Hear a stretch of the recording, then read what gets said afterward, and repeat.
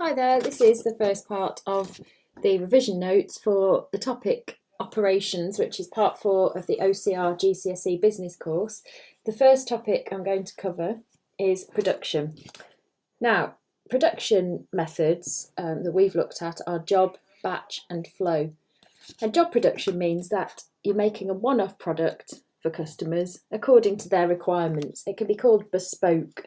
So think of a wedding cake where somebody comes in and says, we'd like this, and we'd like pink hearts, and we'd like little characters of ourselves on top, and we'd like our initials in gold. Usually with job production, you can charge a higher price because you're making it exactly to what the customer wants. And it relies heavily on skilled workers who can adapt the product to according to the customer's requirements. So usually your workers tend to be more skilled and therefore paid more. Workers tend to be more satisfied because it's more interesting and can be more motivated doing this. However, because it requires highly skilled workers, obviously that puts your costs up. So you've got to charge a higher price to make sure that it's profitable. You might have to get some specialist equipment in for one particular job that you're doing, but not need it next time. So obviously that's quite a high level of investment each time, depending, of course, on what you're making. And obviously production is slower because you're having to set up the production line just for that product. And maybe, like I said, get the specific materials in. Batch production, and this is where I say think of cupcakes. So say you were making batches of Halloween cupcakes with little pumpkins on top. And at Christmas, you make batches of Christmas cupcakes with little Christmas puddings on top. And then in Valentine's Day, you make batches of, you get the drift, don't you? You'd put some probably hearts on top for Valentine's Day. Or it might be that you make a batch of particular type of car and then change the assembly line round to make the next type of car. So batch production can overlap a little bit with flow sometimes. So it's more flexible doing batch production than flow, but obviously you can make higher volumes of the products, but you can actually vary the production line more. You need lots of storage space for different parts that are waiting to go onto the batches of products. And if the machines if you've got machinery or if you've got a production line and it's being changed to make the next batch of products, then there might be downtime, which means you're not producing while the machinery is being switched over or the production line is being swapped around. And then finally we have flow production, which can involve human beings all standing or sitting in lines, passing the product from one to another. But what it means is that you break the tasks down. So each worker's only doing one part of the manufacture. Or it could be machinery. And we've watched various videos, haven't we, about maybe Pringles or Coca-Cola, where the products just fly through the factory on conveyor belts from one machine to the next. It's mass production. If it does involve machinery, then obviously it's capital intensive, which means a lot of money is required at startup to buy the machinery. The production is continuous. It's high productivity because you can keep going for 24/7, the machinery can keep going. So it means that unit costs are low. It's cheap to do that. It's cheap to produce the items that way.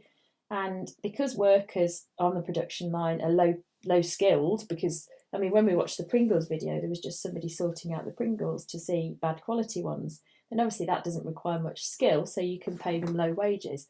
However, those workers, could get very bored and demotivated, which isn't very good for the business. It's very expensive to set up, as I've already mentioned, and it's inflexible. It's hard to switch over to make different products. I mean, obviously with Pringles, you can do different flavours. But obviously Pringles couldn't suddenly decide to make bags of Pringles instead of tubes because of the difficulty of swapping the machinery over like that. Now, we looked at technology in production, which can be called automation, automated production, using robots and machinery to do the actual production. Now, the advantages of using technology in production are that it reduces the costs. You've got less workers.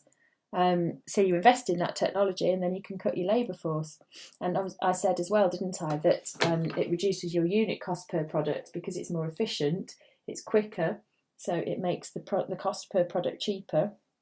So it makes the business more competitive, which means the business is more able to compete in the market against other businesses doing a similar thing. It's more accurate to use technology, which can mean that quality is improved.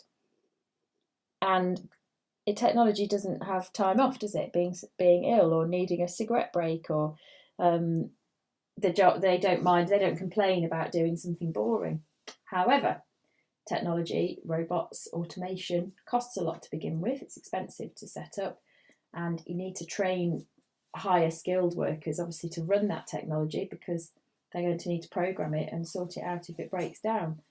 And then if the machines do break down, that can cause downtime when your factory isn't producing, and obviously that's very, very expensive. I just put on the revision notes as well a little bit about production and productivity, because I don't want that to come up in the exam and you not to understand. Production just means how much are we producing and how are we doing it. Productivity is actually how much are we managing to make in that time. So it's measuring how efficient we are as a production facility. So productivity, if you can improve worker productivity or productivity of a factory, then it means you're producing more with the same resources in the same amount of time. And that means that you're more efficient. So you're more competitive and you can have better prices and therefore more sales. If you're not sure on that last bit, listen to it again, or of course, come and ask me and I will explain it to you.